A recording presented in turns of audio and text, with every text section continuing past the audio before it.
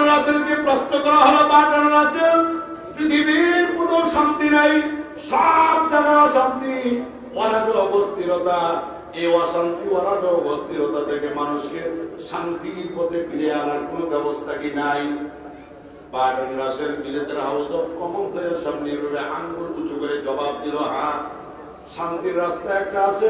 লোকেরা চিন্তা করলো হয়তোবা কার্ল মার্কসের মতবাদের কথা বলবে, লেনিনের মতবাদের কথা বলবে, কিন্তু না, বাটন রাসেল বিগত শতাব্দীর গোটা দুনিয়ার শ্রেষ্ঠ দার্শনিক বাটন রাসেল বলল, মুহাম্মদুর রাসূলুল্লাহ সাল্লাল্লাহু আলাইহি ওয়াসাল্লাম 1450 বছর আগে শান্তির যে ফর্মুলা দিয়া গেলেন, বাটন রাসেল ওই ফর্মুলা মোতাবেক জবাব দিল, দুনিয়ার মানুষেরা শান্তি যদি পাইতে চাও, আমি বাটন রাসেল বললাম শান্তির রাস্তা একটা আছে, সে রাস্তা হলো go back to the universal book and back to the universal prophet. যদি শান্তি পাইতে চাও, আবার আমাদেরকে আল্লাহর কোরআনুল কারীমের কাছে ফিরে যাওয়া লাগবে। বাটন রাসেল বলল, ও দুনিয়ার মানুষেরা, শান্তি যদি পাইতে চাও, আবার আমাদেরকে go back to the universal prophet মুহাম্মদুর রাসূলুল্লাহ সাল্লাল্লাহু আলাইহি ওয়াসাল্লামের ওই চরিত্র তোমার আমার মধ্যে ফিট করা লাগবে, তার অনুসরণ করা লাগবে, তাকে অনুকরণ করা লাগবে। তাহলে দুইটা জিনিসের কথা বাটন রাসেল বললেন, সেই কথাটা আপনার আমার নবী 1450 বছর আগে বলে গেছেন, ও আমার উম্মতেরা, তারাকতু ফীকুম আমরাইন লান তাদিল্লু মা তামাসসাকতুম বিহিমা কিতাবাল্লাহি ওয়া সুন্নতি রাসূলি। Only peace come in the world by through the rule of Holy Quran and leading Hazrat Muhammad sallallahu alayhi wa sallam. Allah নবী বলেন, ও দুনিয়ার মানুষেরা, যদি তোমরা শান্তি পাইতে চাও, only peace come in the world by through the rule of Holy Quran and leading Hazrat Muhammad sallallahu alayhi wa sallam. শান্তি পাইতে চাইলে তোমাদেরকে আল্লাহর কোরআন অনুসরণ করা লাগবে, আর আমি মুহাম্মদুর রাসূলুল্লাহ সাল্লাল্লাহু আলাইহি সাল্লামের সুন্নাহকে অনুসরণ করা লাগবে। কথা ঠিক না বেঠি? কয়টা জিনিস আওয়াজ দেবেন? কয়টা? এক নাম্বার কিতাবুল্লাহ, আল্লাহর কোরআন। ঠিক না বেঠি? বিগত শতাব্দীর শ্রেষ্ঠ দার্শনিক বাটন রাসেল অমুসলিম, কিন্তু সে দেখলো আসলেই তো পৃথিবীতে মানুষকে শান্তি দেওয়ার জন্য যত পথ আর মত আছে সব শেষ, কিন্তু শান্তি দেওয়া সম্ভব হয় নাই। এজন্য বাটন রাসেল বলল, ও দুনিয়ার মানুষেরা, শান্তি ফিরে পাওয়ার জন্য একটা মাত্র রাস্তা, সেটা হলো go back to the universal book and back to the universal prophet। আবার আমাদেরকে ফিরে যেতে হবে আল্লাহর কোরআনুল কারীমের কাছে, আবার ফিরে যেতে হবে মুহাম্মদুর রাসূলুল্লাহ সাল্লাল্লাহু আলাইহি সাল্লামের সুন্নাহর কাছে। জোরে বলুন সুবহানাল্লাহ। এই দুইটা জিনিস মানুষ যখন আঁকড়ায়া ধরবে, আল্লাহর নবী বলেন, কেউ তোমাকে গুমরাহ করতে পারবে না, বিপদগামী করতে পারবে না। এই দুইটা জিনিসের মধ্য থেকে আমি আপনাদের সামনে কোরআনুল কারীম থেকে একটা ছোট্ট সূরা তেলাওয়াত করেছি, সূরাতুল কাউসার। ওই সূরাতুল কাউসার শানে নুজুল, এক নম্বরের শানে নুজুল হলো আল্লাহ নবী বিশ্ব নবী রাহমাতুল লিল আলামিন যখন কালেমার দাওয়াত দেন, নবীদের একজন চরম দুশমন নাম হলো আস ইবনে ওয়াইল। জোরে বলেন, নবীর চরম দুশমনের নাম কি? আস ইবনে ওয়াইল। আল্লাহর নবী যখন কালেমা দাওয়াত দেয়, লোকেরা তরে তরে এসে কালেমা পড়ে মুসলমান হয়ে যায়।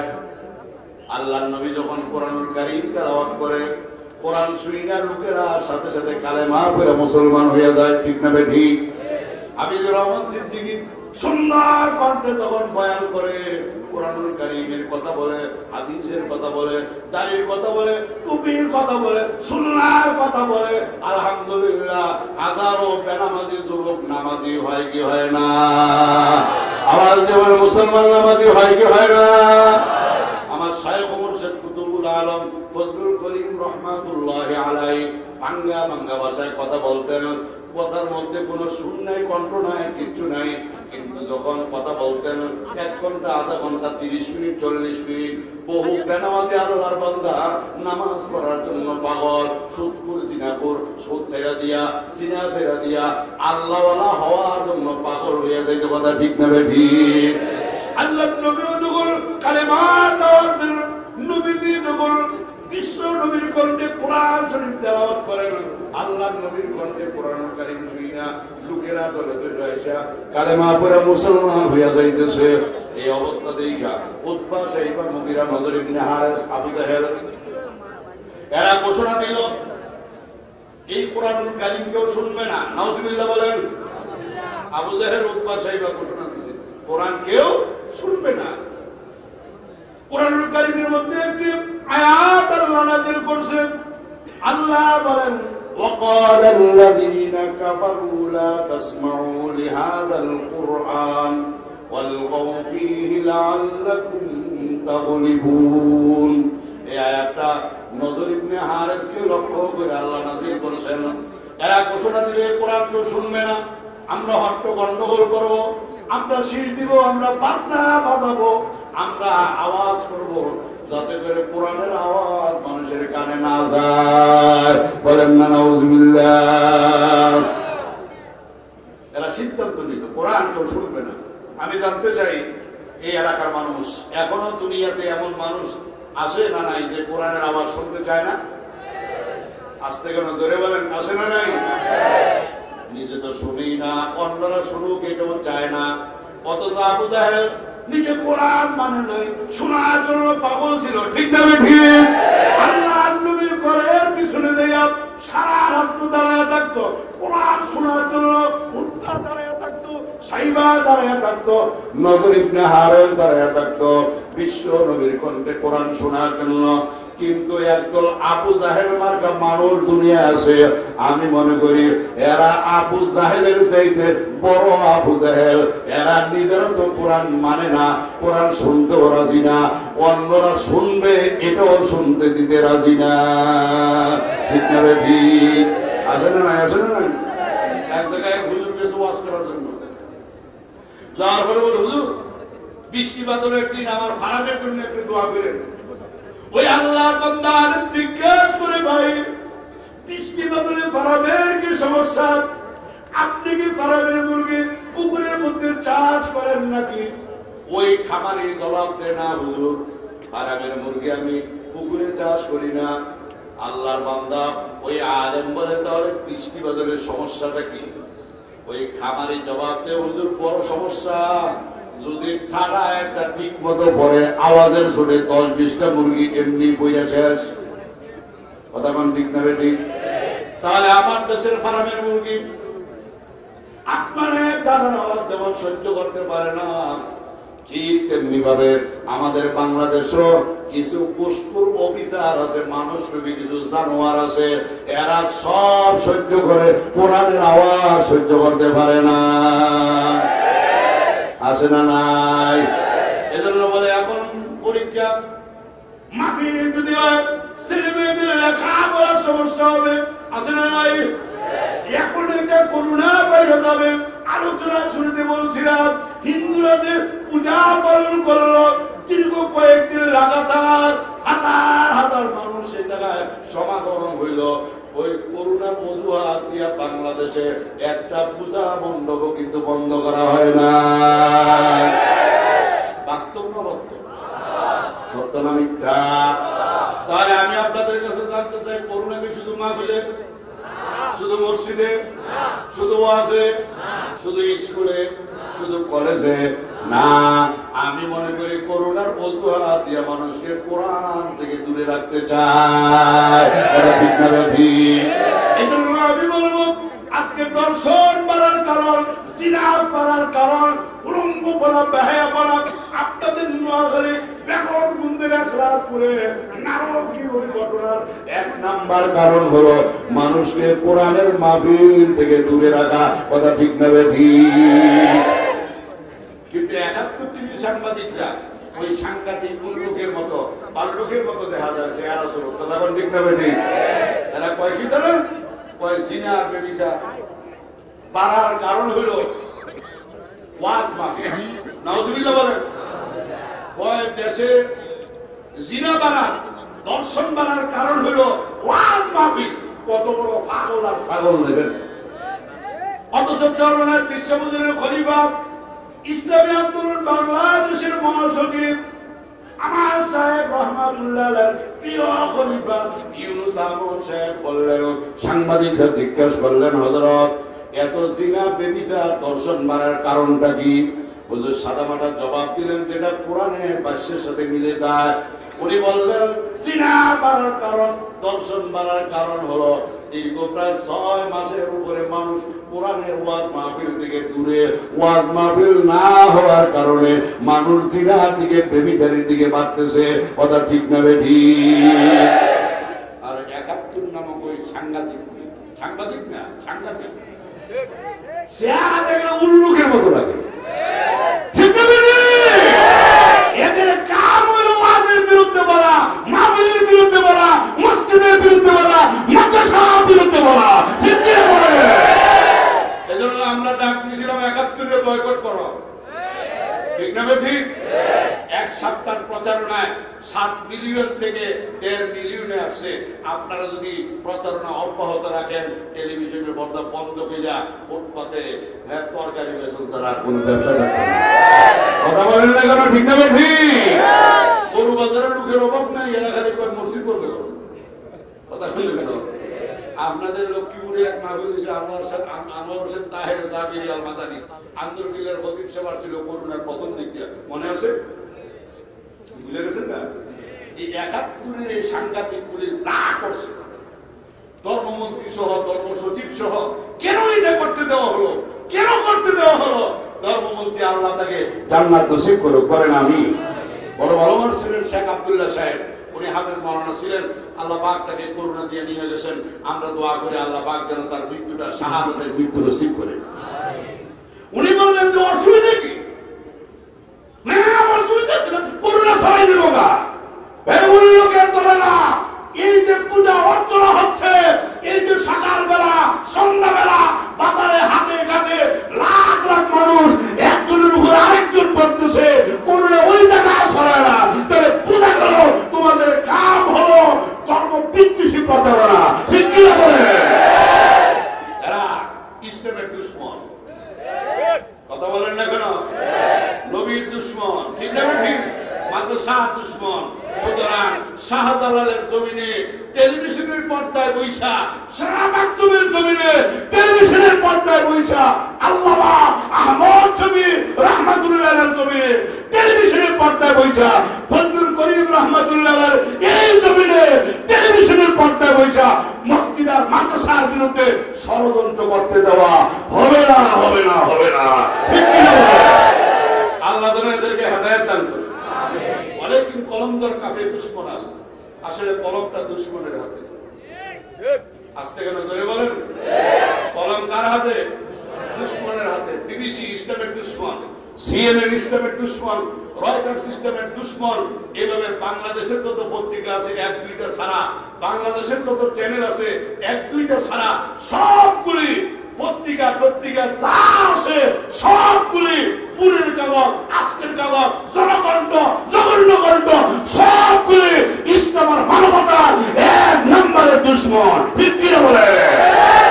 এরা আলেমুল আমার বিরুদ্ধে কিছু পাইলে বস সপ্তাহব্যাপী পত্রিকার বদন পৃষ্ঠে লাগতে থাকে। কথা বল ঠিক না? আছে না? নাই? আল্লাহ যেন থেকে হেদায়েত দান করে।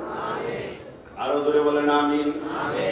আল্লাহ নবী কালেমার দাওয়াত দেয়, লোকেরা কালেমা শুই না, নবীর কণ্ঠে কোরআনুল কারীমের তেলাওয়াত শুই না, কালেমা পড়ে মুসলমান হয়। বাধা কেমনে দিবে? আইন পাস হয়ে গেল। যত ষড়যন্ত্র করি আটকে রাখা যায় না। আল্লাহর নবী খানায় কাবার সামনে দাঁড়াইয়া কোরআনুল কারীম তেলাওয়াত করতেছেন। বিভিন্ন দেশ থেকে লোকেরা দলে দলে আসতেছে। রাস্তার মোড়ে মোড়ে উতবা সাহেব মুদিরা নাসর ইবনে হারায় দাঁড়ায় লোকগুলাকে ডাইকা বলে, কোথায় যাও? খানায় কাবার সামনে যাই। কার কাছে যাও? মুহাম্মদ নবীর কাছে যাই। বলে না, যাইও না, সে আস্তে একটা পাগল, পাগলের কাছে যাওয়ার কোনো দরকার নাই। দূর দূরান্ত থেকে আগত লোকগুলি চিন্তা করলো, মুহাম্মদ যদি পাগল হয় তাহলে পাগলের পিছনে আরেক পাগল লাগার কথা। কথা বলেন ঠিক না ঠিক? রাষ্ট্র শক্তি তার বিরুদ্ধে কেন, সমাজপতিরা তার বিরুদ্ধে কেন, সমাজের উচ্চ শ্রেণীর মানুষগুলি তার বিরুদ্ধে কেন? তাহলে বোঝা গেল মুহাম্মদ পাগল হইল ছোটখাটো কোনো পাগল না, বড় মানের পাগল। জোরে কোন ঠিক না ঠিক? লোকেরা কইল যে একটু পাগলটা দেখে আসে। হাজার হাজার মানুষ বাগবাঙ্গা স্রোতের নয় খানায় কাবার দিকে রওনা, যায় দেখে আল্লাহর নবীর চেহারা মুবারক এত সুন্দর, নবীর চেহারা মুবারকের আলো দিয়া খানায় কাবার দেওয়ালটা আলোকিত হয়ে রয়েছে। সুবহানাল্লাহ। আল্লাহর নবী পড়তেছেন পাগলের পড়া, والشمس وضحاها والقمر إذا تلاها والنهار إذا جلاها। সব আয়াতের পরে হা আছে না নাই? আল্লাহর নবী বলেন, আল্লাহর নবী পড়তেছে ইযা সুলসিলাতিল আরদু জিলজালাহা ওয়া আখরাজাতিল আরদু আসকালাহা ওয়া ক্বালাল ইনসানু মা লাহা। আগের আয়াত পরের আয়াত মিল আছে না নাই? ওই মানুষগুলি বলে ব্যাপার কি, পাগলের আগের লাইন পরের লাইন কোনো মিল নাই, পাগলে এক কথার সাথে আরেক কথার কোনো মিল নাই। কিন্তু মুহাম্মদ সাল্লাল্লাহু আলাইহি সাল্লাম যা পড়তেছে একটার সাথে আরেকটার কত সুন্দর মিল, শুনতে কত মজা। আর মুহাম্মদ সাল্লাল্লাহু আলাইহি সাল্লামের চেহারা এত সুন্দর, নবীজির চেহারার আলোতে খানায় কাবার দেওয়াল আলোকিত হয়ে রয়েছে। যখন মানুষগুলি নেতারা বলে পাগল, পাগলের কাছে দেয় ওরা, আল্লাহর নবী আল্লাহর কাছে কান্দে আর বলে আল্লাহ আমাকে এরা পাগল বলে। আল্লাহ বলেন নবী গো চিন্তার কোনো কারণ নাই, দিলের চাবিটা আমি আল্লাহর হাতে আছে, সময় মতো উল্টা ঘুরে দিব, সব ষড়যন্ত্র নস্যাৎ হয়ে যাবে। ঠিক না ঠিক? এখন মানুষগুলি বলে ব্যাপার কি, এরা বললো মুহাম্মদ সাল্লাল্লাহু আলাইহি ওয়াসাল্লাম পাগল, এখন দেখি ওনার চেয়ে সুন্দর মানুষ আর জগতে নাই। সুবহানাল্লাহ বলবেন না? নবীজি নিজেই বলছেন কানান নবী সাল্লাল্লাহু আলাইহি ওয়াসাল্লাম আহসানান নাস। আহসান, আল্লাহর নবী সবচেয়ে সুন্দর, ঠিক কি না বলেন? নবীজির চেহারা মুবারক সুন্দর দেখা হাজার হাজার মানুষ কালেমা দেওয়া লাগে নাই, চেহারা মুবারকের দিকে তাকাইয়া কাফের বেঈমানরা বলতো এমন সুন্দর চেহারা মানুষ কোনদিন মিথ্যাবাদী হইতে পারে না। ও মুহাম্মদ সাল্লাল্লাহু আলাইহি ওয়াসাল্লাম কালেমা পড়ান, আমরা মুসলমান হয়ে গেলাম। জোরে বলুন সুবহানাল্লাহ। এবার মানুষে কয় মুহাম্মদ সাল্লাল্লাহু আলাইহি ওয়াসাল্লাম এরা বললো আপনি পাগল না, আপনি পাগল না, আমরা আসি আমরা কালেমা পড়ান, আমরা মুসলমান হয়ে গেলাম। আরো জোরে বলুন সুবহানাল্লাহ। কিন্তু দেখে এবার কোরআন শুনবে না, বাধা দিল, আটকে রাখতে পারে না। মুহাম্মদ সাল্লাল্লাহু আলাইহি ওয়াসাল্লামের কাছে যাইতে বাধা দেয়, আটকে রাখতে পারে না। এবার নতুন ষড়যন্ত্র, আস ইবনে ওয়াইল নামক নবী একজন চরম দুশমন রাস্তার মোড়ে মোড়ে দাঁড়ায়া লোকদেরকে ডাইকা বলে, ও এলাকার লোকেরা, এত মোহাম্মদ মোহাম্মদ করে কোনো লাভ নাই, তাহু আফতার, সে হলো নির্বংশ, তার কোনো বংশ নাই, কারণ তার ছেলে নাই। ছেলে জীবিত থাকলে মারা যাওয়ার পরে ছেলে বিয়ে করত, নাতি ক্ষতি হইত, যেহেতু তার কোনো ছেলে নাই, তাহু আফতার, সে মরে গেলে তার বংশ আর থাকবে না, তার ধর্ম আর টিকবে না, তাহু আফতার, সে নির্বংশ। আল্লাহ নবী বলেন আল্লাহ আমাকে আফতার বলে, আমাকে আফতার বলে, নির্বংশ বলে, আটকুরা বলে। আল্লাহ বলেন নবী গো চিন্তা করবেন না, আমি আল্লাহ জানাইয়া দিলাম, সূরা কাউসার নাযিল করে আল্লাহ নবীকে সান্ত্বনা দিয়া জানাইয়া দিলেন, ইন্না শানিআকা হুয়াল আবতার। আল্লাহ বলেন নবী গো যারা আপনাকে নির্বংশ বলে, আফতার বলে, আটকুরা বলে, আমি আল্লাহ জানাইয়া দিলাম এরাই আটকুরা, এরাই নির্বংশ। তারা মারা যাওয়ার পরে তাদের নাম নিশানা দুনিয়ার মধ্যে থাকবে না। কথা ঠিক না ঠিক? আজকের পৃথিবীতে ইহুদির কম নাই, খ্রিস্টানের কম নাই, বৌদ্ধর কম নাই, কিন্তু একজনের নাম আবু জাহেল আসেনি, উতবা আসেনি, সাইবা, মুগিরা, নজর ইবনে হারেস নাই। কারণ আল্লাহ বলেন ইন্না শানিআকা হুয়াল আবতার, আমি আল্লাহ জানাইয়া দিলাম যারা আপনাকে আফতার বলে, নির্বংশ বলে, আটকুরা বলে, আমি আল্লাহ ঘোষণা দিলাম এরাই আটকুরা, এরাই নির্বংশ, এরা মারা যাওয়ার পরে এদের নাম বন্ধ দুনিয়ায় থাকবে না। কথা ঠিক না ঠিক? একটা শানে নজুল মুহাম্মদ সাল্লাল্লাহু আলাইহি ওয়াসাল্লাম যখন মনে ব্যথা পাইলেন, আল্লাহ আমাকে আস ইবনে ওয়াইল আখিরে বলতেছে। তা আল্লাহ তাআলা নবীকে সান্ত্বনা দিয়া সূরা কাউসারটা নাযিল কইরা আল্লাহর নবীকে জানিয়ে দিলেন, না আপনি আপনার না, আপনাকে আমি হাউজে কাউসার দান করছি। জোরে বলেন সুবহানাল্লাহ। আর আপনাকে আমি বেশি উম্মত দান করছি। বলেন কি দান করছেন? আরো জোরে বলেন। না কম না বেশি? আল্লাহর নবীকে কত উম্মত আল্লাহ দান করলেন? নবীজি বলেন আল্লাহ তাআলা যত নবী দুনিয়া পাঠাইছে সব নবীরা উম্মত সহকারে আমি বিশ্ব নবীর সাথে সাক্ষাৎ করছে। সাক্ষাৎটা কোথায় হয়েছে? মুহাদ্দিসিনে কেরাম বলেন, কেউ বলেন মেরাজের রাত্রিতে, কেউ বলেন স্বপ্নের মাধ্যমে। আল্লাহ নবী বলেন তাকায়া দেখি কোন নবী আমার সাথে দেখা করার জন্য আসতেছে 80 জন উম্মত নিয়ে। কয়জন? ওই নবীর উম্মত কয়জন? নবীজি বলেন আবার তাকায়া দেখি কোন নবী 70 জন উম্মত নিয়ে, কোন নবী 60 জন, কোন নবী 40 জন, কোন নবী 30 জন, কোন নবী 20 জন, কোন নবী 10 জন, কোন নবী 5 জন, কোন নবী 2 জন, কোন নবী 1 জন, কোন নবী 9 জন। ওই নবীর কোন উম্মত? আরো জোরে বলেন নবীর কোন উম্মত? আল্লাহর নবী বলেন হঠাৎ করে তাকায়া দেখি নবী আর উম্মত পিছনে তুলাবাল উড়ে আসতেছে। আল্লাহর নবী বলেন আল্লাহ এটা কোন নবী? নবীজিকে আল্লাহ বলেন নবী গো উনি হলেন বনি ইসরাইলের নবী মুসা আলাইহিস সালাম। তার 6 লক্ষ উম্মত নিয়ে আপনি নবীর সাথে দেখা করার জন্য আসতেছে। কয় লাখ? আল্লাহ নবীর চেহারা মোবারক মলিন হয়ে গেল। নবীজি চিন্তা করলো এত উম্মত তো আমার হবে না। আসরের ময়দানে উম্মতের দিক দিয়া মুসা আলাইহিস সালাম শ্রেষ্ঠ হবেন। আল্লাহ পাক বলেন নবী গো চেহারা মলিন হইলে কোনো কারণ কি? আল্লাহ নবী বলেন আল্লাহ মুসা আলাইহিস সালাম উম্মতের দিক থেকে শ্রেষ্ঠ হবেন, এজন্য আমার চেহারাটা মলিন, আমার তো এত উম্মত হবে না। আল্লাহ তাআলা বলেন নবীজি আপনাকে কত উম্মত আমি দান করছি এখনই দেখাই দিব। আল্লাহ নবীকে আল্লাহ বলেন নবী গো আপনাকে উম্মত কত দান করছি এখনই আমি দেখাই দিব। আপনি একটু মাথাটা ডান দিকে ঘুরান। নবীজি বলেন আমি মাথা মোবারক ডান দিকে ঘুরে দেখি শুধু মানুষ আর মানুষ। মানুষের কারণে আমার ডান দিকের আসমান আর দেখা যায় না। আল্লাহ পাক বলেন নবীজি চেহারা মোবারক বাম দিকে ঘুরান। আল্লাহ নবী বলেন চেহারা মোবারক বাম দিকে ঘুরানোর পরে নজর করে তাকিয়ে দেখি শুধু মানুষ আর মানুষ। মানুষের কারণে বাম দিকের আসমান আর দেখা যায় না। আল্লাহ বলেন নবী গো পিছনের দিকে তাকান। নবীজি বলেন পিছনের দিকে তাকায় দেখি শুধু মানুষ আর মানুষ। পিছনের আসমান আর দেখা যায় না মানুষের কারণে। সামনের দিকে তাকান, তাকায় দেখি শুধু মানুষ আর মানুষ। মানুষের কারণে সামনের আসমান আর দেখা যায় না।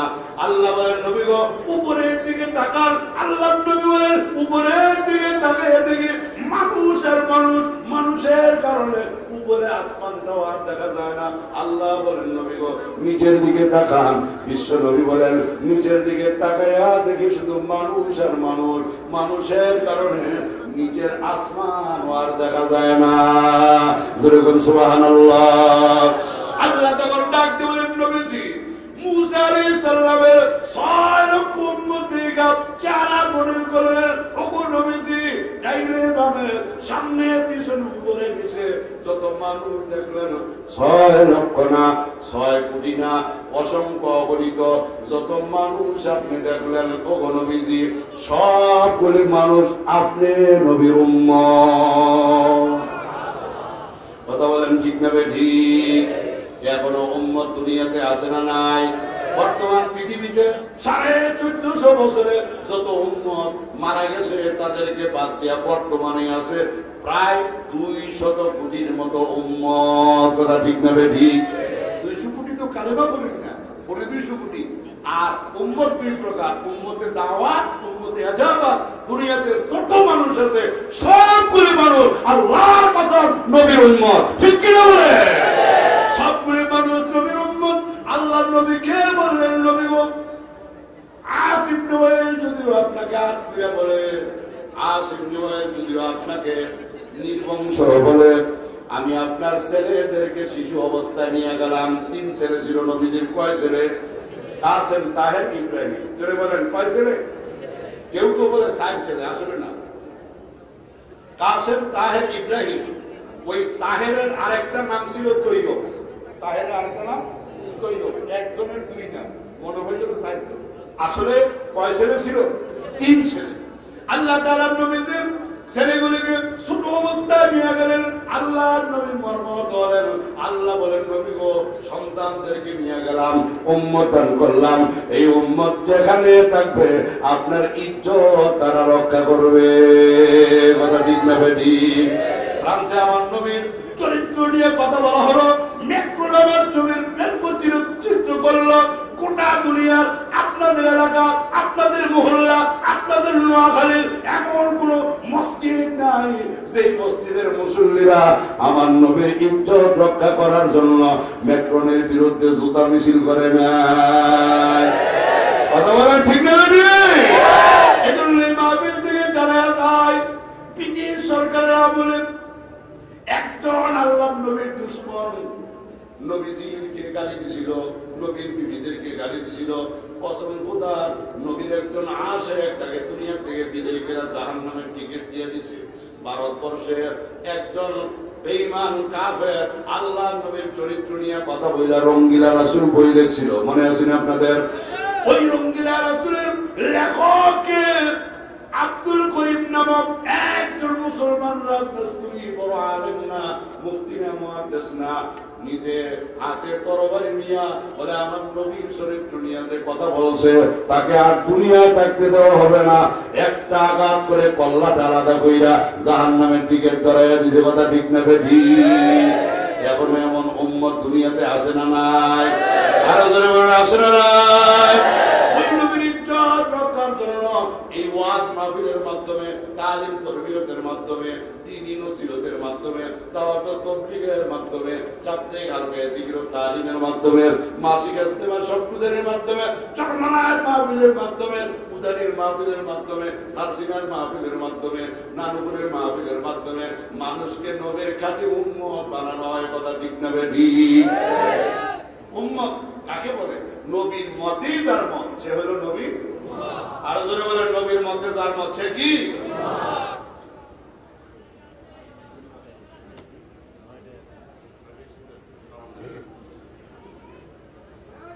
নবীর মতে যার মত সে নবীর কি? আরো জোরে বলেন সে কি? আজকে তো আমার দেশে উম্মতের অভাব নাই, আশিকের রাসূলের অভাব নাই, কিন্তু নবীর সুন্নাত মানে না, নবীরে গালি দিলে ময়দানে লাগে না, এমন লোক আছে না নাই? আল্লাহ যেন আপনাদের সঠিক উম্মত হওয়ার তৌফিক দান করেন। আরো জোরে বলেন আমিন। এর জন্য মাঝে মধ্যে ওয়াজ মাহফিল তাফসীর হালকা জিকির তালিম তরবিয়ত এগুলোতে যাওয়া দরকার আছে না নাই? কি আসতে কেন? জোরে বলেন আছে না নাই? আমার তো এখনই মানুষ দিকে হুজুর সর্বনাশ মাহফিল আমি কি এত মাহফিল গ্রামে গুঞ্জ হইতেছে, সর্বনাশ মাহফিলে কি করবেন? হুজুর সর্বনাশ না গেলে আর ভালো লাগে না, পূজারি না গেলে ভালো লাগে না, নানুপুর না গেলে ভালো লাগে না, দাওয়াত তাবলীগে না গেলে ভালো লাগে না, চিল্লা না লাগাইলে ভালো লাগে না, সাল না লাগাইলে ভালো লাগে না। একদল আশিক আছে না নাই? এ আল্লাহর বান্দারা, আল্লাহর কসম লক্ষ কোটি মুরিদ আছে যাদের কাছে জিকিরটা গোটা দুনিয়ার চাইতে আরো বেশি দামি। কথা বলেন ঠিক না বেঠি? সে জিকিরের জন্য পাগল। সরমানে যখন যায় দুনিয়াদারের আর কোনো খবর থাকে না।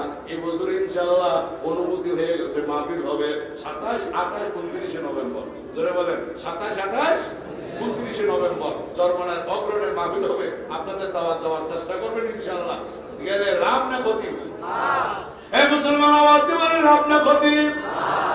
এক নম্বরের লাভ হলো নবীর কাছে উম্মত হওয়া যাবে, সুন্নতের রঙে রঙিন হওয়া যাবে। কারণ সোহবত বড় দামি জিনিস। বেবিয়ে সোহবত ইবাদানি, সোহবত মারুম আবজাতানি, সোহবত মারুম আবজাতানি। এ আল্লাহর বান্দারা, রঙে সুন্নত রঙে ইসলামি পাওয়া সিবগাতুল্লাহ নকশে কুরআনি ফাওয়াদ রঙ্গে সিদক রঙ্গে তাকওয়া ওয়া ইয়াকিন তাআবাদ বাকি বুয়াদ পর আবেদি তাআবাদ বাকি বুয়াদ পর আবেদি শরীয়ত হো তরিকত হো तमामी हकीकत में मोहम्मद की गुलामी हम सुरात हम सिराते मुस्तफा कर तमाम हाल युकुन इत्तिबा ए अल्लाहर বান্দারা তুমি আর আমি যখন মরিয়া যাব সাদা পরার জন্য লাখ যখন মসজিদের সামনে নিয়ে আসবে মানুষ চেহারা যখন দেখবে যদি দেখে মুখের মধ্যে দাড়ি আছে লোকেরা বলবে আলহামদুলিল্লাহ লোকটা দাড়ির সুন্নত নিয়ে কবরে গেছে বলে কি বলে না আল্লাহু আকবারের জন্য মানুষ মারা গেলে দুইটা জিনিস বাকি থাকে একটা হলো ঈমানের রং আর একটা সুন্নতের রং কথা ঠিক না ঠিক আপনি যদি মদিনাওয়ালার সুন্নতের রং মাথায় লাগাইতে পারেন মদিনার সুন্নতের রং জামায় লাগাইতে পারেন মদিনার সুন্নতের রং টুপির মধ্যে লাগাইতে পারেন তো আল্লাহ তাআলা বলেন সিবগাতুল্লাহ তুমি যদি সুন্নতের রঙে রঙিন হইতে পারো তো আমি আল্লাহ তোমাকে ঈমানের রঙে রঙিন করে দিব জোরে বলেন সুবহানাল্লাহ এ আল্লাহর বান্দারা সুন্নাত ঈমানের রঙে রঙিন হওয়া দরকার আছে না নাই ঈমানের রঙে রঙিন হইতে হলে একজন সুন্নতের রঙে রঙিন আর একজন আল্লাহওয়ালার কাছে যাওয়া দরকার আছে না নাই না বিরোধিতা করেন আমরা যাই না অসুবিধা নেই কিন্তু যারা যায় যারা জিকির করে যারা নামাজ পড়ে যারা হামেশা মাথায় টুপি রাখে যারা ফাঁকি বলে যারা মেসওয়াক করে জিকিরের বিরোধিতা করে কিচ্ছু লাভ হবে না কারণ জিকির বেশি করা সরমনের হুকুম না উজামিয়ার নানুভুর সাসিনার বিশ্ববের হুকুম না হুকুম আওয়াজ দিয়ে বলেন কার আল্লাহ বলেন বান্দা শুধু বেশি জিকির করবা তাহলে আল্লাহ বলেন ওয়াসাবিহুহু বুকরাতাম ওয়া আসীলা সরমনায় গেলে বলে বাবা সকাল সন্ধ্যা দুই বেলা জিকির করা লাগবে বলে কি বলে না আনাজের হযরতের কাছে যখন যাইতাম আমার উস্তাদ আল্লামা আহমদ শফি রহমাতুল্লাহর কাছে যখন যাইতাম সবক দিয়ে দিত সবক 200 বার লা ইলাহা ইল্লাল্লাহ লা ইলাহা ইল্লাল্লাহ হুজুরে মাহফিলের মধ্যে মাথা ঘুরে ঘুরে জিকির দেখাইছে দেখছেন কেউ এই কারা কারা দেখছেন একটু হাত তোলেন তো দেখেন নাই ফেসবুকে ইউটিউবে দেখেন নাই আলহামদুলিল্লাহ হাত লামা তারপরে হুজুর এইভাবে মাথা ঘুরে ঘুরে জিকির শিখাইছে তারপরে বলছে ইল্লাল্লাহ ইল্লাল্লাহ ইল্লাল্লাহ ইল্লাল্লাহ হুজুরে বলছে কেউ যদি বলে ইল্লাল্লাহ মানে আল্লাহ নাই মনে করতে বসে কর্ণ মূর্খ সে আলেমে না ইল্লাল্লাহ শব্দের অর্থ হলো আমার কলমে শুধু আল্লাহই আছে ঠিক কি না বলে লা ইলাহা নাই কোনো মাবুদ ইল্লাল্লাহ আল্লাহ ছাড়া ঠিক কি না বলে তার মানে হলো আমার কলমে শুধু আল্লাহই আছে লা ইলাহা ইল্লাল্লাহ 200 বার জিকির করার পরে ইল্লাল্লাহ ইল্লাল্লাহ 400 বার আল্লাহ আল্লাহ 600 বার কথা ঠিক না বেটি এই জিকিরটাকে শিখাইলো কেন সকাল সন্ধ্যা আল্লাহ বলেন বান্দা সকাল বিকাল দুই বেলা জিকির করবা এজন্য আপনাদেরকে বলবো যদি মনে না চায় জিকির করিয়েন না কিন্তু যারা করে তাদেরকে বাধা দিয়েন না যদি বাধা আপনি দেন মনে করতে হবে ওই মানুষের কলবের মধ্যে আল্লাহর নবী বলেন প্রত্যেকটা বনি আদমের কলবে শয়তান বসা থাকে ফাইজা যাকারাল্লাহ খানাসা যখন জিকির করে শয়তান ভাগিয়া যায় ওইজা কবালা ওয়াসওয়াসা আবার যখন জিকির বন্ধ করে শয়তান এসে তারে ধোঁকা দেয় তাহলে মানুষের কলব থেকে জাকিরের কলব থেকে শয়তান ভাইয়া কোথায় যাবে অন্য কোথাও যায় না শয়তান চিন্তা করে মসজিদের ইমাম জিকির পছন্দ করে না সরমনে পছন্দ করে না পীর মুরিদি পছন্দ করে না মসজিদ কমিটির সভাপতি জিকির পছন্দ করে না চরমানায় মুজারি নানুপুর পছন্দ করে না সারসিনা হক্কানি পীর মাসায় পছন্দ করে না আমি তার কাছে যাই যাইয়া ওই শয়তানটা মানুষের সুর তৈরি আইসা ইমাম সাহেব ফতোয়া দেওয়াই মিয়া এইভাবে জোরে জোরে জিকির পাইছেন কই ইল্লাল্লাহ জিকির পাইছেন কই এভাবে জিকির করা তো জায়েজ নাই যদি মুগুর একটা থাকে তাহলে যেমন কুকুর এমন মুগুর মুগুর দিয়া জন্মের মতো একটা দিবেন পারবেন নি এখন কুকুর চলে সমাজে ফতোয়াবাজি নাই জিনা চলে ফতোয়াবাজি নাই মাল্টিপারপাস হাউজিং এর নামে সুদের ব্যবসা চলে ফতোয়া নাই ঠিক কিনা বলেন জিকির করার অবস্থা দেখে তারা ফতোয়া দেয় জিকির বন্ধ করতে চায় হবে জিকির জায়েজ নাই, মনে করতে হবে এটা আস্তা শয়তান, বড় মুগুর ছাড়া তারে সাইজ করা যাবে না। কথা ঠিক যাবে ঠিক। জিকিরে মজা আসে না নাই? মজা পাইতে বুঝানি সরমনে যায়, তাহলে বুঝবেন মজা কারে করে। সুবহানাল্লাহ বলেন। আর মাসিক ইস্তেমা শব্দ যায় হালকা জিকিরে যায়, বলছেন ভাই বিরোধিতা করেন না। আলহামদুলিল্লাহ জিকিরের মধ্যে কি মজা, জাকিরের ছাড়া বোঝানো যাবে না। ঠিক কি না বলেন? এজন্য ওই জিকির শিখার জন্য, তেলাওয়াত শিখার জন্য, নামাজ শিখার জন্য, মাসআলা মাসাইল শিখার জন্য এরকম ওয়াজ মাহফিলের দরকার আছে না নাই?